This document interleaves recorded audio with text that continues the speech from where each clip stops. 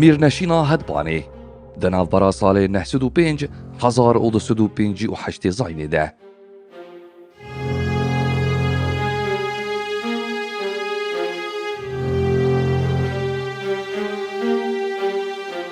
Ji bo ku em navçe û heremên Kurdan baş binasin, pêwîst e em heremên gohoz û eşkîrên Kurdan e lê belavbûne diyar bikin. Ji ber vê çendê em ê dolabê dîrokê ber bi paş ve bidin û hetanî çerxa dihan vegerin. Erdnîgarî û deverên goljêr serweriya hozên Kurdan bûn destnîşan bikin. Ji duwem ku bajarokekî Ermeniyan e heta bi Musilê, ji Hemedan heta bi Cizîrê, ji Çiyayê Zakrosê Hesnewî heta bi Bakurê Antalyayê, Rewadî li Tebrîzê û Merwanî li Xelatê. Mebesta me ji vê yekê ew e ku mîrnişînên wan hereman e li ser navê wan hoz û eşkîran bi xwe dihatin binavkirin.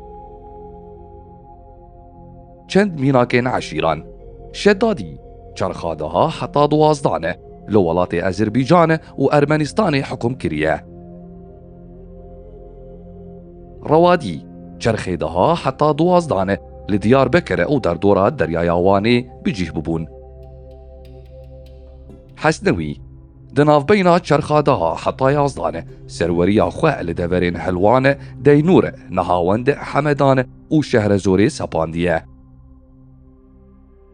Hedban li Miraxê û Tebrîzê, Azerbaycan û Aran.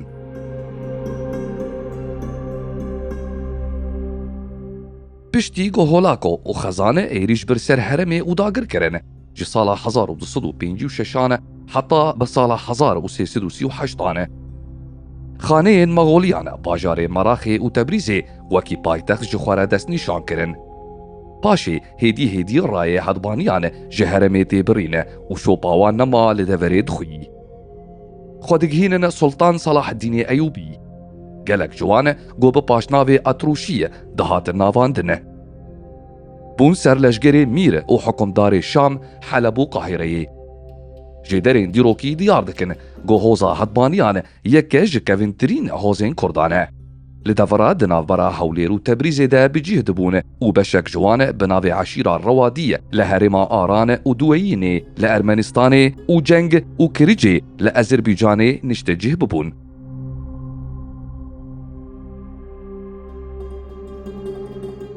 Ji ber mirovantî û girêdana xurt ya hoza hedbanê bi hoza Rewadî ya bi ser Salaheddînê Eyyûbî ve bi giranî ketin xizmeta dewleta Eyyûbiyan. Yek ji encamên wan têkiliyên xurt jî ew bû ku Husamiddînê Hedbanî di navbera salên 1240 û 1249 de bû cîgerê Sultan Salaheddînê Eyyûbî.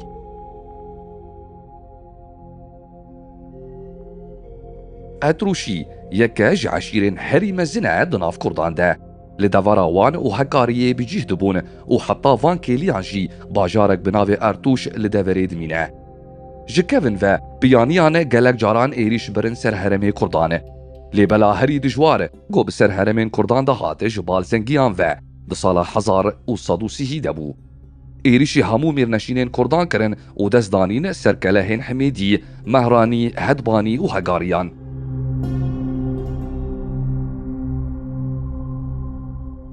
Hoza Elxiz a Tirk ji Buxara dakete berbijêr ve û çi devera gotê re derbas dibû ji bilî kuştin û şêlandinê tiştek din nedkir. Beşek ji wan di sala 1029 de Xwelmîr Wahşozanê Hedbanî li Azerbaycanê girt. Lê dîsan jî kuştin û talanî bi ser hedbaniyan da anîn û ketin bajarê Miraxê. Her wiha berê xwedan herêma Erreyê û bajar wêran kirin. Wisa bi serê Kerix û Qezwînê de jî anîn û Ermenistan û Kurdên Deynûrê di navxwînê de hêlan.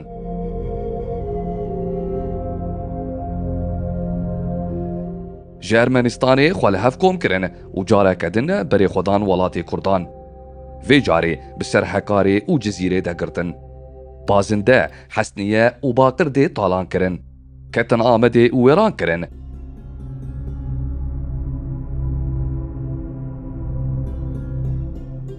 Qerwaşê Selcuqî ji tirsa wan kete beravaniya Musilê û nehêla bajar bikeve bin destê wan. Lê wî nikariye persenga wan bigire û di sala 1044 de 12 rojan destê leşgeran ji talankirin û kuştinê re berdan. همورین باجار موسلی جترمه کشتیان هاتبو داگرتن. حتی گو جلال الدین بوی هی به هوارو گازیا موسلیان وهات.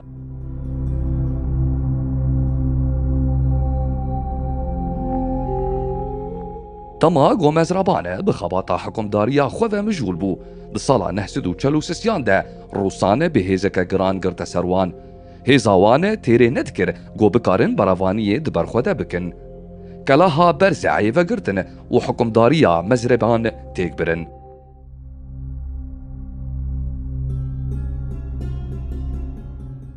جبو وگرا خواه و رزگار کرن حکمداریه. تاکتیک که لشگری لهمبر ارتشا روسان پیک آنین و بویه که لشگری وان تیک برن. هجمارک جی لشگرین روسان تبل افسرکی مزنه خوش قلها شهرستان برندا و هاتن دور پیش کرن. لإيريشا أبو عبد الله حمداني يا عرب جموسل إيريش آني سر أذربيجاني مزرابان جبو باراستنا أذربيجاني بشونده وكشيان دما گو او وگریان مخابن حمداني گهاشتبو باجار سلماسي و پیمان حکمداری بهنک جسروک هوزا هدبانیان را امزه کربو. شرکی گران دنافبرا وان در رودا ده انجام ده بسرکتن و دجمن وان شکستی لموسلی وگریا.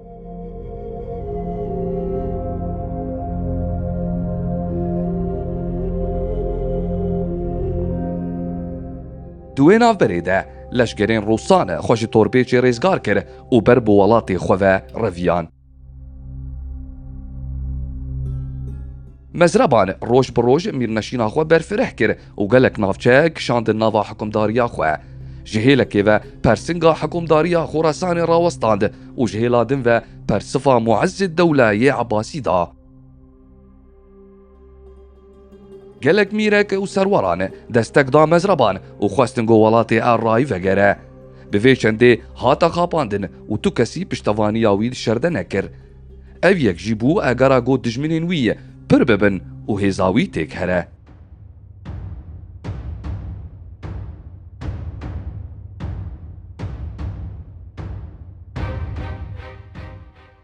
هدبانی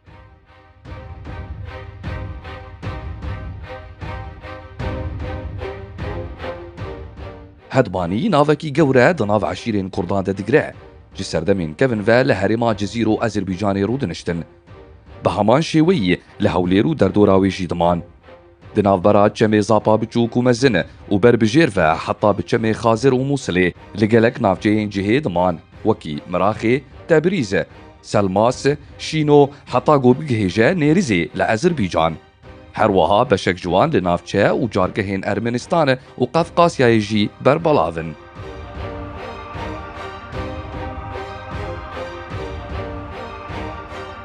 هدبانی بپرانی رنجبری دکر و جیانوان بکوچری و ریونگیه درباز دبو لوما بناوی روادی یان رواندی دهات الناس کرن. واتا و جیدرا ناوی هدبانه ده جیدران ده وکی هدیاب، هزبنی، هیزان هوزبان، هوزوان آنگو سرور هوزه در باز دبه. تی گوتن گو هدبانی لأزربیجان دمینن ده سالا نهسد و ششان ده جبر ایریشا میر موسلی ابو الحجا عبدالله حمدانی عرب رویان و لأزربیجان بجیبون. دی ابن حوق لدیروک ناز دبه جه گو گلک نافچه جوالات ازربیجان جکوین و جهوار هدبانیانن.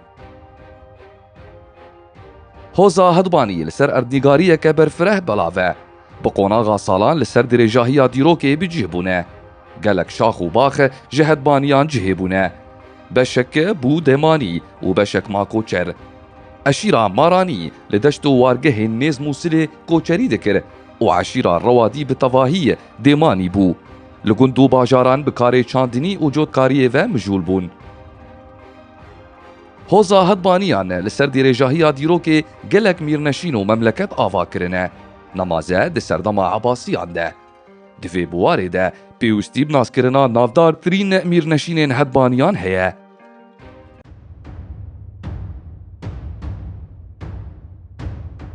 میرنشین هدبان لهولیر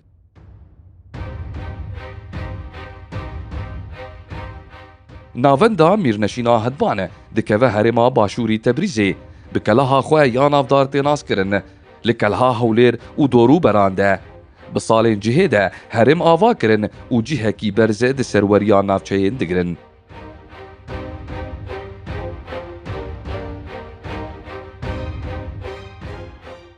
Mîrneşîna Hedbanî li Meraxê.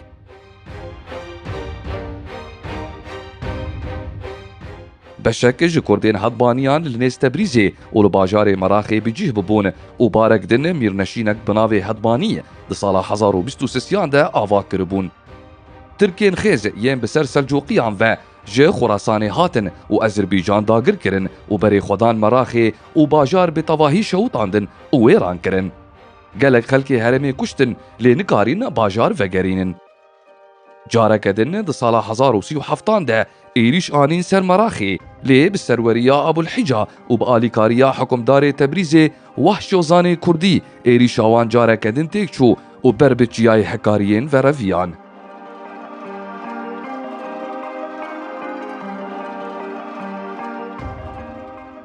Mîrneşîna Hedbanî li Tebrîzê. Bi salên dirêj Hedbaniyan serweriya Tebrîz û Ezerbaycanê kiriye û persenga Rûm Selcuqî û xiziyan kirine.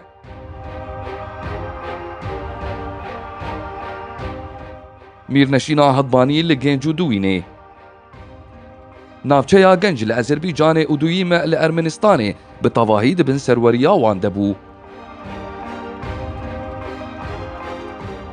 Serwerên Hedbaniyan. Mûsikê Hedbanî xwedanê Hewlêrê. Ji bo naskirina vê malbata Hedbanî û serwerên ku hatine ser textê hikûmdarî û mîrekiya Hewlêrê. Ew ji sala 1970 êzayînê ve têne nasîn. Bavê pêşîn ji Abulhica yê mûsikê ji Çekoya Hedbanî dest pê dike. 4 zarokên wî hebûn. Lawê wî Ebu Elî El Hesen 2 zarok li şûnê man. Yek bi navê Ezzeddînê Ebu Elî Hica, xwedanê Erbîlê û Tilêl. Ezzeddînê Abulhica du lawê wîn jî bi navê Ebu Elî û Fedil hebûn. Lê yêgo Bûmîr û cîgerê Sultan Salaheddînê Eyyûbî, kurê duyem Tilêl bavê Qutbuddîn Xusro bû.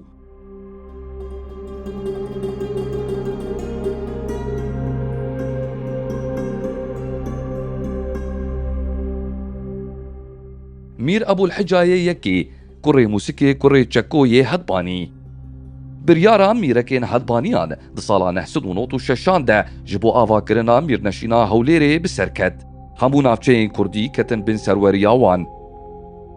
Damizrênerê mîrneşînê Mîr Ebulhicayê mûsikê Çeko têkiliyên berfireh bi serwer û hakiman re durist kirin. Nexasim bi aqiliyên Ereb xwedanê Mûsilê re. Cibraîlê Muhemmedê Farîsî, serwerê bajarê Daqoqê di sala 1970 de gaziya xwe gihand Ebulhica. Her du aliyan bi hevdûn re bajar ji bin destê boyê hiyan derxist. Di sala 1950 de navê Mîr Ebulhicayê Rebîb, kurê xwîşka Mîr Wahş Ozanê memlanê rewandiyê Hedbanî, xwedanê Ormiyê xwe dide pêş. Mîrneşîna xwe heta bi kelaha Bergirê û Deryaya Wanê xistiye bin serweriya xwe. Mîr Şerefdînê Îsayê Musayê Hedbanî sala 1945 zayînê. Piştî mirina Ebulhica ji bo serweriya mîrneşînên nakokî û pevçûn di navbera 4 lawên wî de derketin. Di encamê de salar derket û Îsa li ser iqtîdarê ma. Lê wisa jî tevlihevî di navbera malbata mûsikan de ranewestiyan. Salar û xalê xwe yê qirwaşê Eqêlî yê Ereb êrîş anî ser mîrneşînên û kelaha wê bi destxweva anîn. Mîr salarê mûsik Ebulhesen sala 1948 zayînê. Her çendê Mîr Salar destekdayîne ji mîrneşîna Eqêlî yên xalanên xwe digir jî lê wî nikarî ji bin bandora wan derkeve û li dij hevgirtina navbera Hemedanî û Hedbaniyan a ji bo têkbirina serweriya mîrneşînê raweste.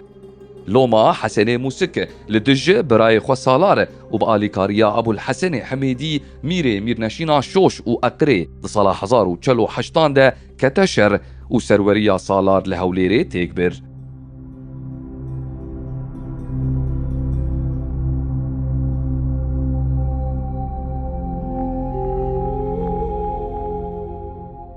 میر حسن موسیقی هضبانی ابو علی سال 1048 حتی 1613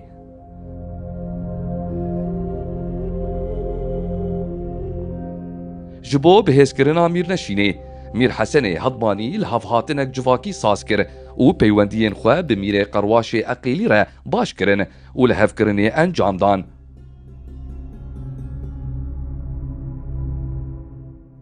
Dîsan jî berê Xweda Sultanê Selcuqiyan li Keleha Mûsilê di sala 1633 de xwe gihand Xelîfeyê Ebbasî li Bexdayê û fermiyeta xwe wergirt.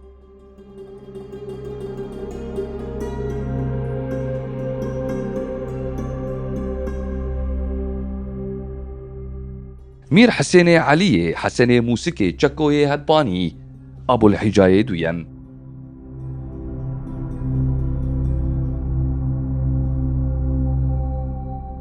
اف میرکی سروریا هولێرê piştîbavê xwe di navbera salên 1604 û 1084 êzayînê de girdiye dest xwe. Hin bi hin xwenêzî Sultanê Selcuqî Melik Şah kiriye û ketiye hundirê textê Sultaniyê û xizmeteke mezin kiriye.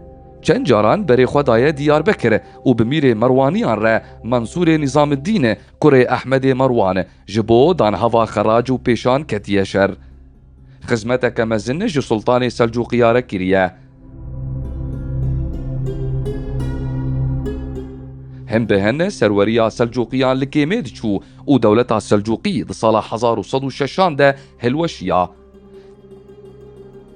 میر حسن جی سرخبونا میر نشینê radikîne. Li gor daxwaza Sultanê Selcuqî Mihemed bi hev re ji bo şer li hember Rûmiyan berê xwedana Şamê û navçeyên Roha û Tilbeşîr dorpêş kirin û gelek keleh ji bin dest wan derxistine. Di dawiya temenê xwe de mîrneşîna Hedban û bajarê Hewlêrê radestî her du kurên xwe Fedil û Ebu Alî dike. Di vê navberê de serkêşê Babekiriyan di sala 1123 de êrişî Hewlêrê kir û xist bin destê xwe heta ku Ezzedînê Berseqî yê Selcuqî di sala 1126 de karî Hewlêrê li xwedanê wê vegerîne.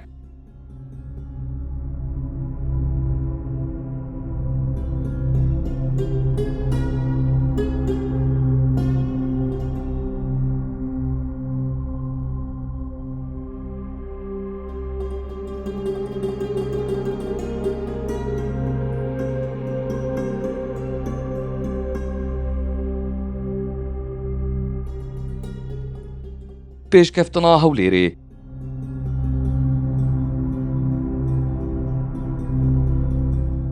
دیرۆکناسê Erbîlî Ibn el-Mustewfî diyar dike got Hewlêr diwarê çandî û avdankirinê de di serdemên hedbaniyan û di caxê etabikan de ji gelek hêlan ve bi pêş ket. Bazar û sûk ji bazirganan tije bûn. Xan, sira, pirtûkxane û dibistan ji bo xwendekarên olî û zanyariyê hatin vekirin û heta wekî niha gelek belge û dokumentên navtedêdana Mîr Ebulhicayê Hedbanî li ber destin. Ev yek bû sedem got Hewlêr ji bê guhdayînê hilperikî û ji bin serweriya wîlayeta Şad Feyrûz Helwan derkeve û bala xwendekaran ji navçeyên Kurdistanê İşno, Şino û Kerxê ber bi xwe ve bikişîne. Her wisa jî ji gelek herêmên rojhilatî navdarên biyanî jî ber bi Hewlêrê ve herikîn. Di navbera salên 1121 û 1168 de zanyarên mîna helbestvan Toxrayî, Muayyidîddîn el-Hysên, Ebulfutuhê Esfahanî, Muhammed el-Ghezalî xwe li Hewlêrê girt.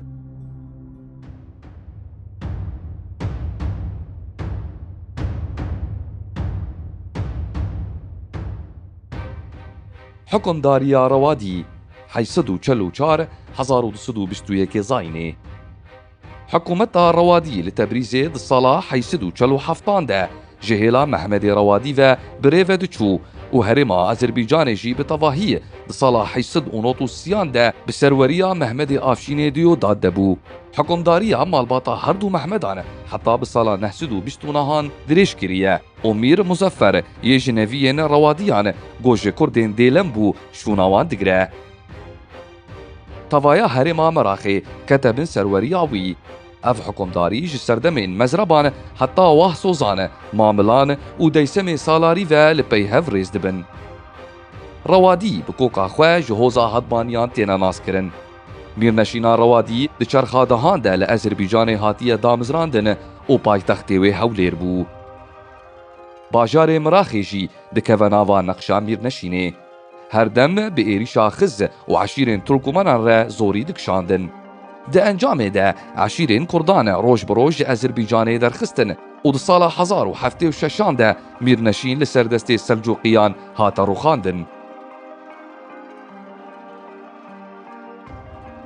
جبر وی چنده روادیان به درجاهی ناوبرا سال 1106 1221 ده میرنشینک بناو احمد دلیان لروج آوا و باشور ازربیجانه دامزراند. میرک داوی لمراخی بناو احمدیل کره حسن روادی کردیه گوش پاپیرین سرکه ین اطابقا مراخیه. به جنگا لهمبر رومین خریستیانی ده پفچونا جنگا جوسلیم ای رومانی ده نافداره. هلوشینا میرنشینا هدبانی گلک نرینین تول جبو ناسکرنا سالا روخاندنا میرنشینا هدبانی درکتنا هولی. لی بپرانی تکز لسر سالا 1131 زاینه تکرن گو عماد دین زنگی یه مملوکی ایریش دبسر هولیری و میر ابو الحجات تک دبه و داوی لحکم داریا هدبانی دینه. پشتی چند سالان دستلاتداریا ایوبیان ین روادیین هدبانی دردکوه پیش. جبر وی که گلک نافدارین هدبانی جهولیری چون تفل آرتشا ایوبیان بون و ده سروریا سلطنتی ده لشام و مصر بون برپرس و سرکشین ایوبیان.